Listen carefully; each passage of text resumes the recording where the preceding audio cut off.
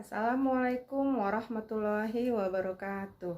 Apa kabar anak-anak ibu sekalian? Mudah-mudahan kita masih selalu dalam lindungan Allah ya nak. Masih selalu diberi kesehatan. Tetap semangat belajar daringnya meski lagi masa pandemi. Baiklah, hari ini kita akan belajar kembali pelajaran IPS terpadu, melanjutkan materi yang minggu kemarin. Silahkan kalian simak materi yang ibu sampaikan. Baiklah anak-anak, pada pertemuan sebelumnya kita telah membahas tentang materi kelangkaan. Apa sih yang dimaksud dengan kelangkaan? Kelangkaan adalah ketidakseimbangan antara kebutuhan yang banyak sementara ketersediaan barangnya terbatas. Coba kalian ingat apa itu kebutuhan? Iya, kebutuhan adalah suatu keinginan terhadap barang atau jasa yang menuntut adanya pemenuhan. Apabila tidak dipenuhi, maka akan mempengaruhi kehidupan.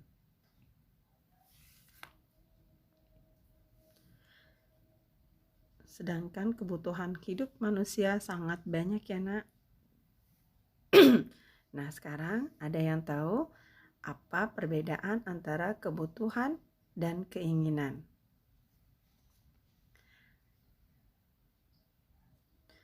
Dengan demikian, kita akan belajar tentang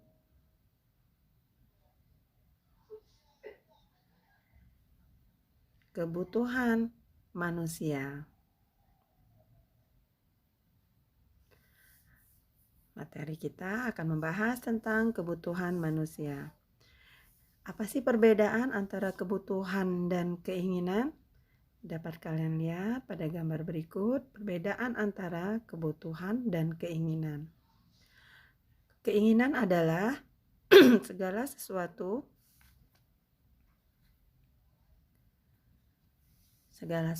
baik berupa barang maupun jasa yang diinginkan manusia guna mencapai kepuasan yang dapat dipenuhi setelah kebutuhannya terpenuhi.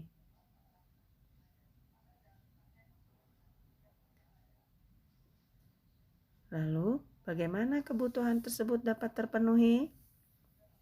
Maka, agar semua kebutuhan terpenuhi, kita harus menyusun skala prioritas. Skala prioritas disusun untuk mengetahui kebutuhan apa saja yang harus didahulukan. Skala prioritas juga menghindarkan seseorang dari kebutuhan yang tidak penting dan bersifat konsumtif. Nah, sekarang kita akan belajar tentang macam-macam kebutuhan.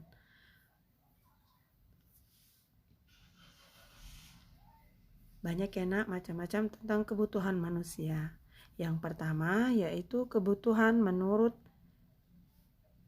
intensitasnya atau tingkatannya, terbagi menjadi 1 kebutuhan primer atau pokok, 2 kebutuhan sekunder atau tambahan, yang ketiga kebutuhan tersier atau kebutuhan barang mewah. Kebutuhan primer atau kebutuhan pokok yaitu kebutuhan yang harus dipenuhi karena bila tidak dipenuhi akan mempengaruhi kelangsungan hidup. Contohnya pakaian, sandang, dan papan. Kebutuhan sekunder atau tambahan yaitu kebutuhan yang dipenuhi setelah kebutuhan primer terpenuhi. Kebutuhan sekunder merupakan pelengkap dari kebutuhan primer. Contohnya perabotan rumah tangga atau perlengkapan sekolah. Kebutuhan tersier atau kebutuhan barang mewah adalah kebutuhan yang dipenuhi setelah kebutuhan primer dan sekunder terpenuhi. Kebutuhan ini tidak mutlak harus dipenuhi, tetapi disesuaikan dengan kondisi keuangan dari masing-masing orang. Contohnya perhiasan dan kapal persian. Lalu kebutuhan menurut sifatnya. 1. Kebutuhan jasmani, 2. Kebutuhan rohmani. Kebutuhan jasmani adalah kebutuhan yang bersifat memberi kepuasan pada badan atau jasmani.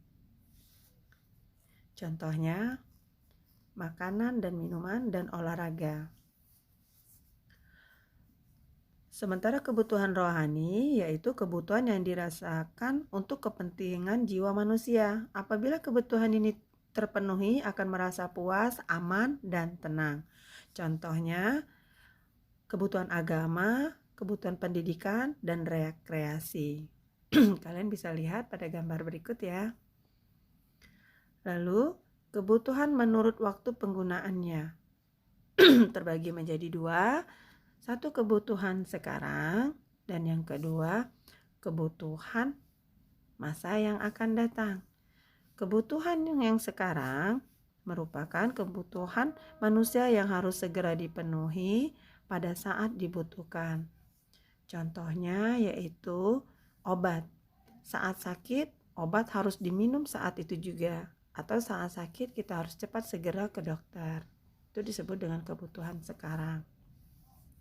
Lalu yang kedua, kebutuhan masa yang akan datang. Pemenuhannya dapat ditangguhkan pada masa yang akan datang. Contohnya tabungan untuk masa yang akan datang. Selanjutnya, kebutuhan menurut subjeknya terbagi menjadi kebutuhan individual dan kebutuhan kelompok atau kolektif. Kebutuhan individual merupakan kebutuhan yang berhubungan langsung dengan perorangan. Contohnya pakaian, handphone, dan sepatu.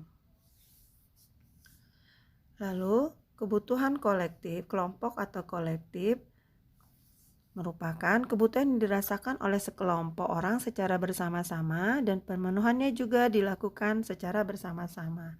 Contohnya jalan aspal, sekolahan.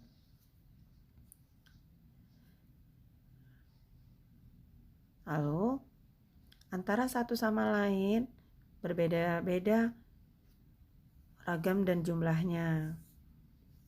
Faktor-faktor yang mempengaruhi kebutuhan manusia ada beberapa, yaitu jenis kelamin, tingkat pendidikan, lingkungan tempat tinggal,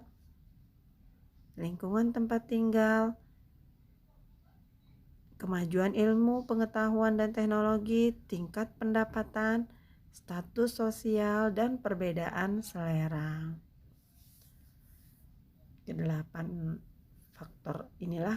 faktor yang mempengaruhi kebutuhan manusia.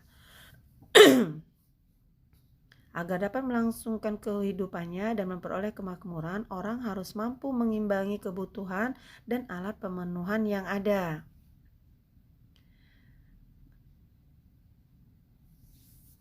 Demikianlah materi yang Ibu sampaikan. Harapan Ibu kita berjumpa lagi di minggu depan tentang kegiatan ekonomi. Demikianlah materi yang Ibu sampaikan. Apabila kalian masih ada yang kurang mengerti dan kurang paham, kalian bisa tanya langsung sama Ibu ya nak. Baiklah, Ibu akhiri. Wabillahi taufiq wal hidayah. Wassalamualaikum warahmatullahi wabarakatuh.